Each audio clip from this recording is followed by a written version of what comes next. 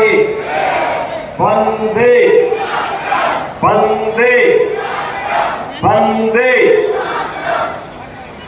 जनपद मैनपुरी और खासतौर पर करहल विधानसभा क्षेत्र से जुड़ी हुई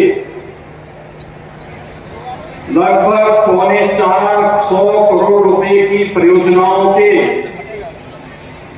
आज के इस लोकार्पण और शिलान्यास कार्यक्रम में समारोह में उपस्थित प्रदेश सरकार में मंत्रिमंडल के मेरे सहयोगी पर्यटन और संस्कृति मंत्री श्री जयवीर सिंह जी, प्रदेश सरकार में उच्च शिक्षा विभाग के मंत्री श्री योगेंद्र उपाध्याय जी, प्रदेश सरकार के ही आईटी एंड इलेक्ट्रॉनिक्स विभाग के राज्य मंत्री श्री अजीत पाल जी, क्षेत्रीय अध्यक्ष भारतीय जनता पार्टी श्री दुर्ग विजय सिंह साके जी, प्रदेश उपाध्यक्ष और विधान परिषद सदस्य श्री संतोष सिंह जी, प्रदेश उपाध्यक्ष श्री ब्रज बहादुर जी, माननीय विधायक श्री राम नरेश अग्निहोत्री जी, भारतीय जनता पार्टी के जिला के अध्यक्ष Shri Rahul Chaturvedi ji, chairman tax pack Shri Prem Singh साके जी, जिला पंचायत अध्यक्ष श्रीमती अर्चना गोविंद भदौरिया जी, आज के इस कार्यक्रम में उपस्थित पूर्व सांसद श्री रघुराज सिंह साके जी, पूर्व विधायक श्री अशोक चौहान जी, पूर्व विधायक और डीसीबी चेयरमैन श्री नरेंद्र सिंह जी, पूर्व जिला पंचायत अध्यक्ष के प्रतिनिधि श्री अनुजेश प्रताप सिंह जी, आज के इस कार्यक्रम में उपस्थित पूर्व जिलाध्यक्ष श्री अरविंद तोमर जी, शिवदत्त भदौरिया जी, प्रदीप सिंह चौहान जी, चेयरमैन किरोल यतेंद्र जैन जी, चेयरमैन परनाल शशि योगेंद्र गुप्ता जी,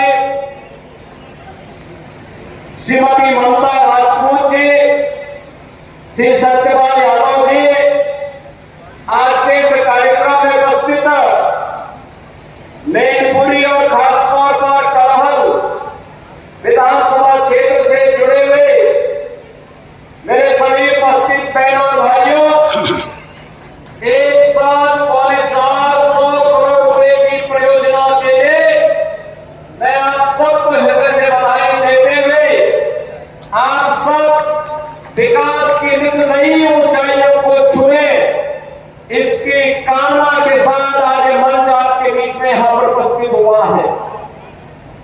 बहनों भाइयों, मैं सबसे पहले अभिनंदन करता हूं आपका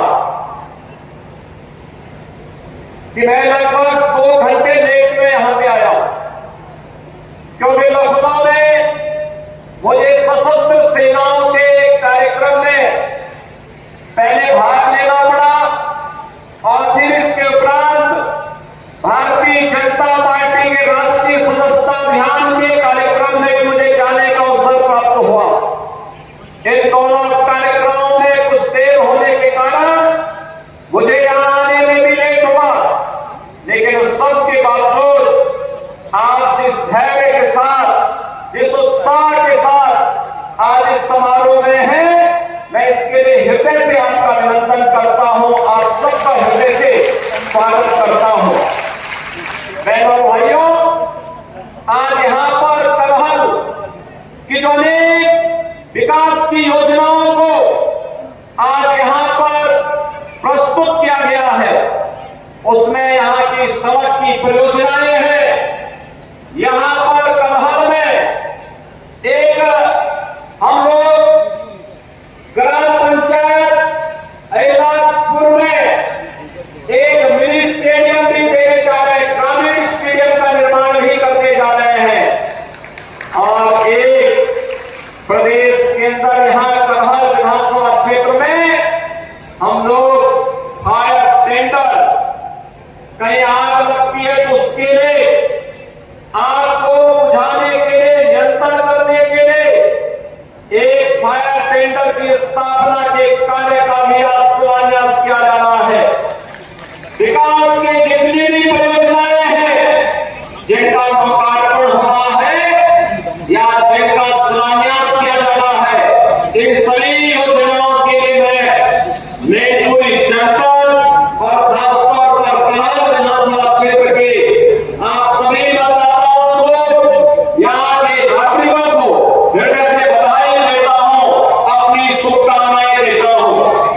बहनों और भाइयों, आपने भी देखा होगा मंच पर मुझे अनेक नौजवानों को टैबलेट और स्मार्टफोन देने का अवसर प्राप्त हुआ। इसके साथ ही आपने देखा होगा आदि आबादी का नेतृत्व करने वाली महिला स्वयंसेवी समूह को भी सरकार के द्वारा प्रदान किए जाने वाले सहयोग के चेक की डमी कॉपी उन्हें प्रदान करने का भी अवसर प्राप्त हुआ। आपने देखा होगा गरीबों को प्रधानमंत्री आवास और मुख्यमंत्री आवास की चाबी सौंपने का एक अवसर मुझे प्राप्त हुआ। और एक सप्ताह पहले यही मंच और हमारे डिप्टी सीएम श्री ब्रजेश पाठक जी भी आए थे और करहल में रोजगार मेला, टैबलेट वितरण, ऋण वितरण के एक बड़े कार्यक्रम को उन्होंने उद्घाटन किया था। हजारों नौजवानों को रोजगार मिला था, हजारों नौजवानों को उद्यम लगाने के लिए ऋण दिया गया था और हजारों नौजवानों को टैबलेट स्मार्टफोन वितरण करने का कार्य भी किया गया था। मैं पूछना चाहता हूं बहनों और भाइयों, मैनपुरी जो कभी वीवीआईपी जनपद माना जाता था, लेकिन विकास के कार्य में क्यों पिछड़ गया? मैनपुरी तो हमारी ऋषियों की धरती रही है, मयंक ऋषि से जुड़ी हुई धरती रही है, मार्कंडेय ऋषि से जुड़ी हुई धरती रही है, यह धरती च्यवन ऋषि के साथ जुड़ी रही है, इसका संबंध रहा है। और इस धरती का संबंध देश के स्वाधीनता आंदोलन से जुड़े हुए स्वाधीनता संग्राम सेनानियों से इसका संबंध रहा है। फिर पहचान का मोहताज करने वाले कौन लोग हैं आपके सामने? ये वही लोग हैं जिन लोगों ने आपके सामने तो पहचान का संकट खड़ा किया, आपके सामने पहचान का संकट खड़ा किया, प्रदेश के सामने उनके सामने अपने अस्तित्व का संकट खड़ा किया इन लोगों ने। सामाजिक ताने वाले को छिन्न में किया, अराजकता और गुंडागर्दी इनके डीएनए का हिस्सा है और प्रदेश में इनका मॉडल देखना है तो मॉडल इनका विकास का नहीं है। ये लोग विकास का नहीं, विकास के कार्यों में लूट मचाने वाले लोग हैं। आपने इनके कारनामों को देखा होगा, इनका कारनामा वही है जो अयोध्या में एक निषाद बेटी के साथ समाजवादी पार्टी के नेता के द्वारा किया गया था। इनके घिनौने कृत्य वही है जो लखनऊ में एक बेटी को कैसे इन लोगों के द्वारा गिराया जाता है, ये इनका चेहरा है। और इनके वास्तविक कारनामे देखने हो तो कन्नौज में घटित घटना और नवाब ब्रांड ये समाजवादी पार्टी का वास्तविक चेहरा है। आज मैं आप सबसे यही कहने के लिए आया हूं कि बहनों और भाइयों, पहले सामाजिक ताने बाने को इन्होंने चिन्ह नहीं किया, प्रदेश को दंगों की आग में झोंका, विकास के लिए गरीब कल्याण के लिए जो धनराशि राज्य की लगनी चाहिए थे उसमें लूट खसोट किया। 60,200 से अधिक नौजवानों को उत्तर प्रदेश पुलिस बल में नियुक्ति के लिए हम लोगों ने परीक्षा सफलतापूर्वक संपन्न की। मैं कहता हूं ये देश ही नहीं, दुनिया की किसी भी सिविल पुलिस की सबसे बड़ी भर्ती थी, सबसे बड़ी भर्ती।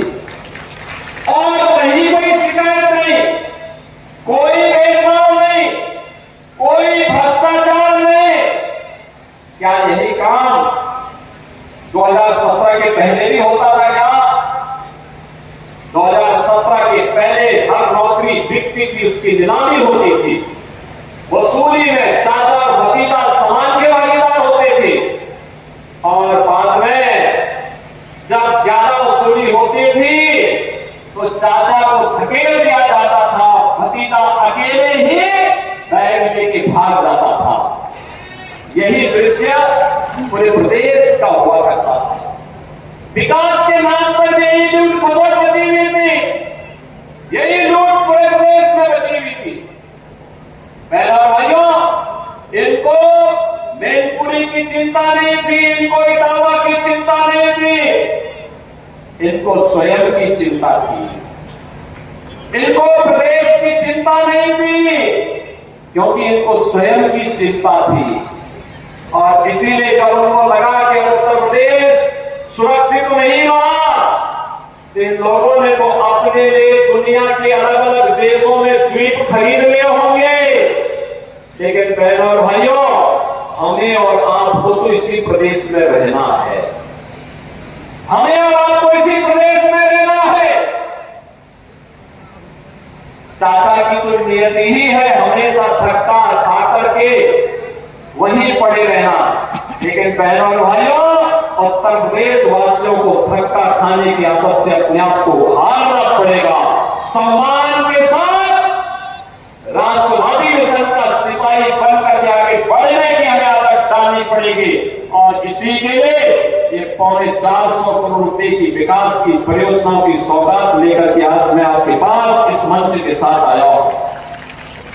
मैं आप सबका आह्वान करूंगा, आज तो प्रदेश में दंगा नहीं होता, आज तो प्रदेश में गुंडागिरी नहीं होती, आज तो प्रदेश में किसी बेटी का अपहरण नहीं होता, आज तो प्रदेश में किसी किसान की जमीन पर कोई कब्जा नहीं करता है, आज तो किसी व्यापारी का अपहरण नहीं होता है, आज तो बेटी की इज्जत के साथ कोई खिलवाड़ करने का जो साहस करेगा, उसे मालूम है कि उसके इस दुस्साहस की क्या कीमत उसे चुकानी है, और साथ साथ चुकानी ही नहीं है,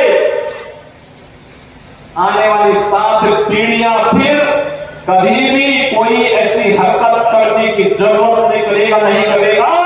इस प्रकार की एक सबक भरी कार्रवाई सरकार के स्तर पर होती है। बेटी की सुरक्षा हो या व्यापारी का सम्मान, अन्नदाता किसान को शासन की योजना के साथ जोड़ने का कार्य हो या नौजवान के हाथ को रोजगार के साथ जोड़ने का कार्य, ये सभी आज मजबूती के साथ चल रहा है।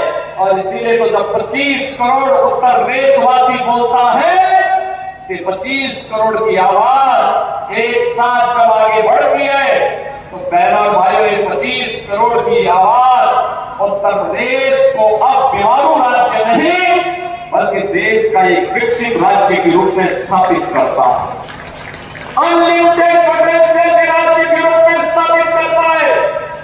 आज उत्तर प्रदेश विकास के नित नए मॉडल प्रस्तुत कर रहा है, सुरक्षा का मॉडल प्रस्तुत कर रहा है, नौजवानों के लिए स्टार्टअप का मॉडल प्रस्तुत कर रहा है। याद करिए 2017 के पहले कोई उत्तर प्रदेश में नहीं आता था। हमने इन 7.5 वर्षों में आपके आशीर्वाद से और प्रधानमंत्री मोदी जी के मार्गदर्शन में 6.5 लाख नौजवानों को सरकारी नौकरी दी, 2 करोड़ से अधिक नौजवानों को निजी क्षेत्र में निवेश के माध्यम से सरकारी निजी क्षेत्र में नौकरियां उपलब्ध करवाई, और 60 लाख से अधिक व्यापारियों को, युवाओं को अपना स्टार्टअप और उद्यम स्थापित करने के लिए सतत रोजगार के साथ जोड़ने का काम हुआ। मैं और भाइयों, इसके पहले उत्तर प्रदेश में निवेश के कोई माहौल नहीं था। जब व्यक्ति ही सुरक्षित नहीं तो पूंजी कहां से सुरक्षित होती। लेकिन आज व्यक्ति भी सुरक्षित है, पूंजी भी सुरक्षित है, आज बेटी भी सुरक्षित है, व्यापारी भी सुरक्षित है, आज अन्नदाता किसान का भी सम्मान है, नारी सशक्तिकरण के लिए कार्य है, और युवाओं को भी सम्मान प्राप्त हो रहा है। और उसी अभियान के क्रम में आज एक बार फिर से मात्र एक सप्ताह में ही पूरी सरकार आपके द्वारा ये आपसे कहने के लिए कि विकास की इस प्रक्रिया में अब जाति के नाम पर विभाजित होने की आवश्यकता नहीं, विकास की इस प्रक्रिया के साथ जुड़ने की आवश्यकता है, जिससे आप भी विकास कर सके, मेघपुरी भी विकास कर सके, करहल भी विकास कर सके, यहाँ का नौजवान भी, यहाँ का दादा किसान भी, यहाँ का व्यापारी भी और यहाँ की नारी भी विकास की प्रक्रिया में जैसे किसी बांध के 4 पहियों के एक साथ मिलकर के चलती है तो गाड़ी की स्पीड बढ़ती है, ऐसे ही 4 मजबूत आधार स्तंभ बन करके मेघपुरी को विकास की प्रक्रिया के साथ जोड़ने के इस क्रम में हम सबको सहभागी बनना पड़ेगा। बहनों और भाइयों, आज प्रदेश बदल चुका है। याद करिए 2017 के पहले मेघपुरी के लोग जब यूपी के बाहर जाते थे, लोग सबकी निगाहों से देखते थे, सम्मान नहीं था, लोग है और दशरथ में बोलते थे कि नहीं कहां से आ गए, होटल की बात तो दूर, धर्मशाला में भी कमरा नहीं मिल पाता था।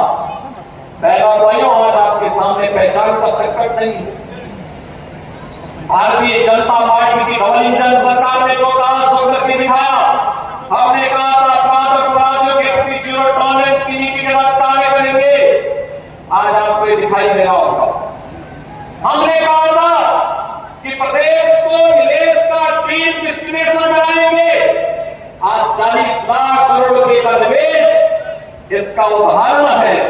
हमने कहा था कि हम लोग उत्तर प्रदेश को इंफ्रास्ट्रक्चर का मॉडल खड़ा करेंगे, आज एक्सप्रेसवे, हाईवे और inter state connectivity, air connectivity इसका उदाहरण है। हमने कहा था उत्तर प्रदेश में देश का सबसे अच्छा निवेश करवाएंगे, 40 लाख करोड़ रुपए के निवेश आज उत्तर प्रदेश के अंदर होने जा रहे हैं। बहनों और भाइयों, हम लोगों ने कहा था कि उत्तर प्रदेश को देश की अग्रणी अर्थव्यवस्था बनाएंगे। 17 में हम लोग आएंगे 7वीं बड़ी अर्थव्यवस्था की। आज उत्तर प्रदेश देश की नंबर 2 की अर्थव्यवस्था है और अगले 3 से 4 वर्ष में इसे देश की नंबर 1 की अर्थव्यवस्था बनाना है, जिससे हर चेहरे पर खुशहाली लाई जा सके, हर नौजवान के हाथ को काम दिया जा सके। हमने कहा था कि हिंदुओं की आस्था का सम्मान करेंगे।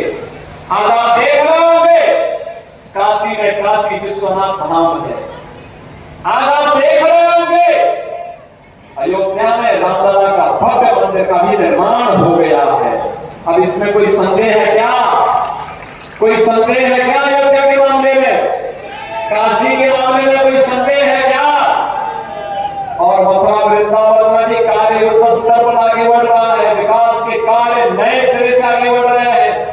ये समाजवादी पार्टी की सरकार भी तो जन्माष्टमी के अवसर पर इन्होंने भगवान कृष्ण की जन्माष्टमी के आयोजन पर रोक लगा दी, नहीं बनने दी थी, क्योंकि जन्माष्टमी में परित्राणाय साधूनां विनाशाय च दुष्कृतां का ध्वंस करने वाले श्री कृष्ण भगवान के द्वारा इस उद्घोष से कुछ लोगों को परेशानी होती थी, इसलिए समाजवादी पार्टी के सरकार ने और उनके नेताओं ने बैन कर दिया था।